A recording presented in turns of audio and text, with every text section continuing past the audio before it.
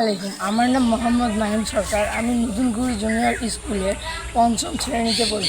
আজ আমি একটি গল্প বলবো। গল্পের নাম সুখু আর দুখু। লেখক দক্ষিণারঞ্জন মিত্র মজুমদার। এক তাঁতির ছিল দুই মেয়ে। বড় মেয়ের নাম সুখু আর ছোট মেয়ের নাম দুখু। বড় মেয়ে সুখু ঘরের কোনো কাজ করতো না, শুধু বসে বসে খেত। এদিকে দুখু ঘরের সব কাজ করত, সময় পেলে বাবার জন্য সুতা কেটে দিত। একদিন দুখু উঠানে রোদে তুলা শুকাতে দিয়েছিল।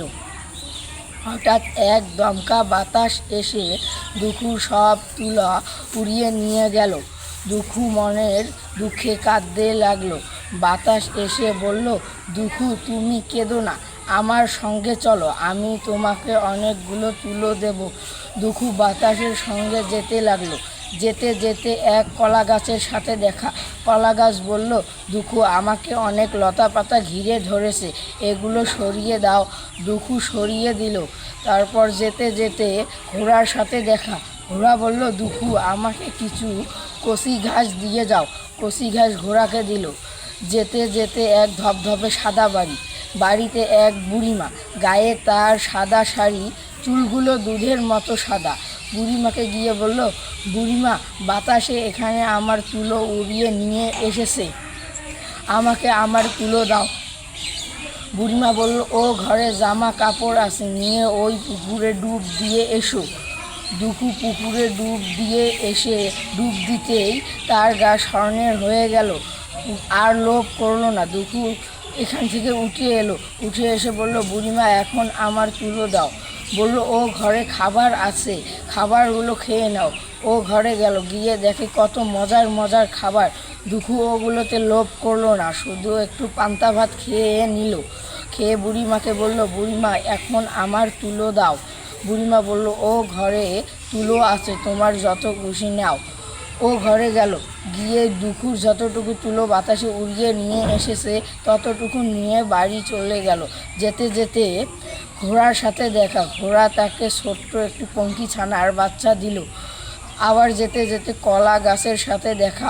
কলা গাছ তাকে এক ছড়া কলা দিল। যেতে এই কথা বড় মেয়ে সুখু শোনে। বড় মেয়ে সুখু একদিন উঠানে তুলা রোদে শুকাতে দিয়েছিল। হঠাৎ এক দমকা বাতাস এসে বড় মেয়ে সুখুর তুলো উড়িয়ে নিয়ে গেল।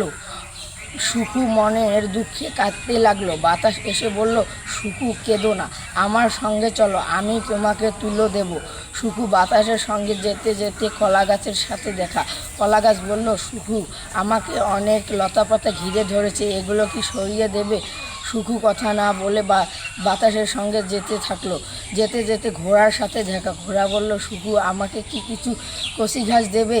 সুখু কথা না বলে বাতাসের সাথে যেতে যেতে ধপধপে এক সাদা বাড়ি দেখতে পেল। বাড়িতে এক বুড়িমা।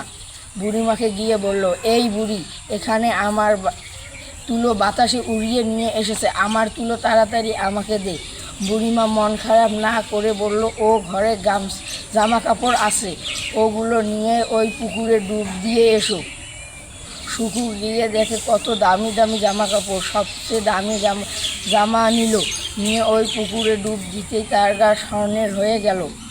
লোভে সে আরেকটা ডুব দিতেই তার পুরো শরীর চুলকাচ্ছিল। উঠে এসে বুড়িমাকে বলল, এই বুড়ি এখন আমার তুলো দে।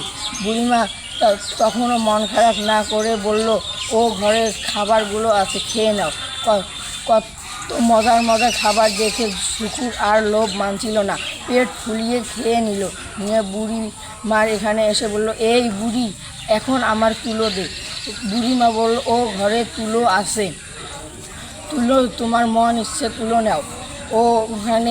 সুখু ওখানে গিয়ে ওর মন ইচ্ছে তুলো নিল। তারপর বাড়ির পথে রওনা দিল। আস্তে আস্তে ঘোড়ার সাথে দেখা। ঘোড়া এক লাথি দিয়ে ফেলে দিল। আস্তে আস্তে কলা গাছের সাথে দেখা। কলা গাছের কাছ থেকে ও কিছু পেল না। বাড়ি এসে সবাইকে ডেকে বলে, আমি চলে এসেছি। সবাই দেখে অবাক হয়ে দাঁড়িয়ে থাকলো। দেখলো ও কুঁজো হয়েছে। তারপর তুলোর পেটরা খুলে দেখে কোনো তুলো নেই। ধন্যবাদ।